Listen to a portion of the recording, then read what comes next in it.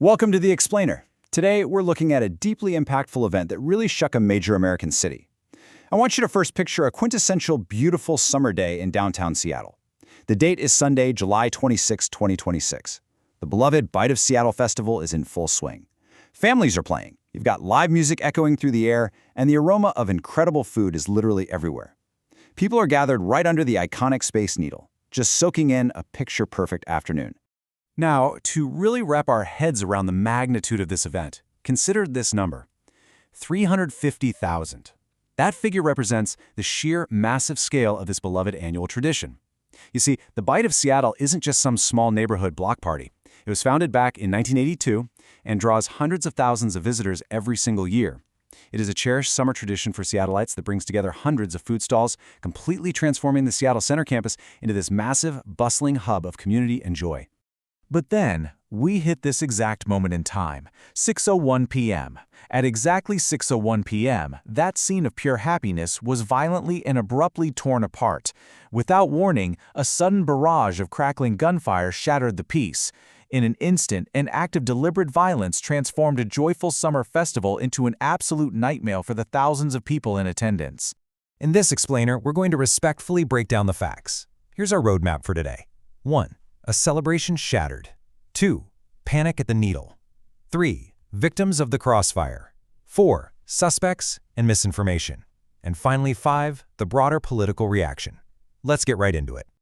Section 1. A celebration shattered. The immediate disruption of a Seattle tradition. The stark contrast of that day is captured perfectly by Seattle Mayor Katie Wilson. She described the festival as a gathering built on culture, connection, and joy. Yet, just one block from the Space Needle, that core purpose was violated. It's a profound shock to any community when a space specifically curated for connection suddenly becomes a crime scene. Section 2. Panic at the Needle. Reconstructing the chaos. The situation escalated incredibly fast. At 6 p.m., you have thousands of families enjoying the final day of a peaceful festival.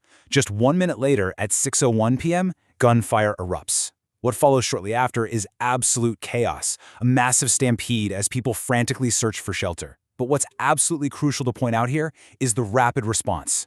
Just minutes after those first shots rang out, the Seattle police and fire departments were rushing onto the scene to confront what they quickly discovered was a mass casualty event. To truly understand the panic on the ground, we have to look at the eyewitness accounts. Take Eston Wakanoba, for example. He was simply standing in line with his girlfriend when a sudden stampede began. He recounted looking around in the madness and counting about 8 people lying on the ground. Another attendee, Faith Adia Hunter, was standing near a crepe stall right next to where the gunfire erupted. She and the people around her took off running for their lives, eventually barricading themselves inside the nearby Seattle Children's Museum. These accounts really humanize the sheer terror that spread like wildfire through that crowd. And as that fear spread, festival-goers were just desperate to escape the deadly hail of bullets. Terrified attendees frantically pushed and trampled over each other, trying to find any safe haven. A widely circulated video actually showed dozens of people rushing directly into the lobby of the Space Needle itself. They were crouching on the floor, hiding behind pillars, ducking behind merchandise displays. In a matter of seconds, Seattle's most famous, iconic landmark was forced to become a barricaded refuge for terrified families. Section 3. Victims of the crossfire. The human cost of the tragedy. Tragically, 3 lives were lost in this event. The Seattle Fire Department confirmed that 2 victims were pronounced dead right there at the scene. Another victim was rushed to Harborview Medical Center, which is the region's top-level trauma center, but unfortunately succumbed to their wounds, bringing the total death toll to 3 innocent people. Looking at the data here, in addition to the 3 lives lost, at least 5 others were injured. The victims represent a broad, heartbreaking demographic. We have a 2-year-old boy, a 23-year-old male, and a 39-year-old female, all of whom were rushed to Harborview and stabilized. There's a 56-year-old woman who suffered critical injuries and required emergency surgery. And finally, a 40-year-old woman who was treated at the scene for minor injuries and actually refused transport. These victims spanned entirely different generations and walks of life, all of them just trying to enjoy a Sunday afternoon. Section 4. Suspects and misinformation. Separating fact from online rumor. You know, in the immediate aftermath of any modern crisis, there's always this intense struggle between established facts and rapid social media speculation. This event was definitely no exception. The crucial point here is understanding the motive. During the evening press conference, Seattle Police Assistant Chief Tyrone Davis clarified that this was not a random, indiscriminate attack on a crowd. Instead, as the quote states, investigators believe the two suspects were shooting at each other. The devastating reality is that these innocent bystanders were tragically caught in a targeted crossfire between two individuals. Now, while all this was unfolding, social media was absolutely ablaze with unverified reports. Speculation about the suspect's race, nationality, and totally unfounded associations with terrorism spread incredibly fast. But the Seattle Police Department and Mayor Wilson confirmed 3 key verified facts. First, it was a targeted crossfire. Second, one suspect was successfully apprehended at the scene. And third, the second suspect fled amid the chaos and currently remains at large, with law enforcement actively pursuing them. It is always a crucial takeaway in these explainers to rely solely on verified official sources during a crisis. Section 5. The broader political reaction. How local leaders responded. Washington Governor Bob Ferguson responded by expressing his grief and support. On social media, he stated, "I am praying for the families of the victims and for the first responders working to keep people safe."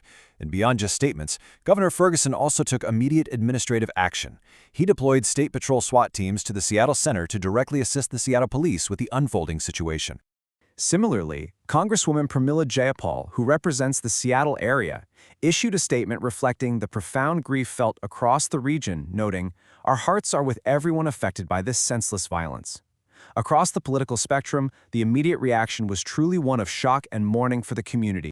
Seattle Mayor Katie Wilson echoed those sentiments but also placed the event within a much larger context. She stated, "No one should have to weigh the risk of being shot before they attend an event, get together with friends, or experience their own city." Mayor Wilson somberly pointed out that in just the week leading up to this festival, Seattle had already experienced 3 separate major gun violence incidents, concluding that this city, this country, there's just too much gun violence.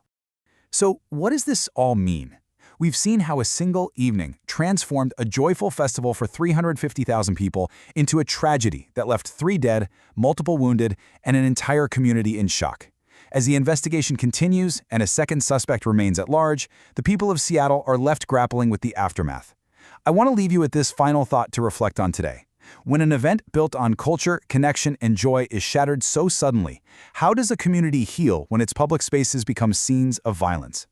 Thank you for joining me for this explainer. Keep seeking the facts, and I'll see you next time.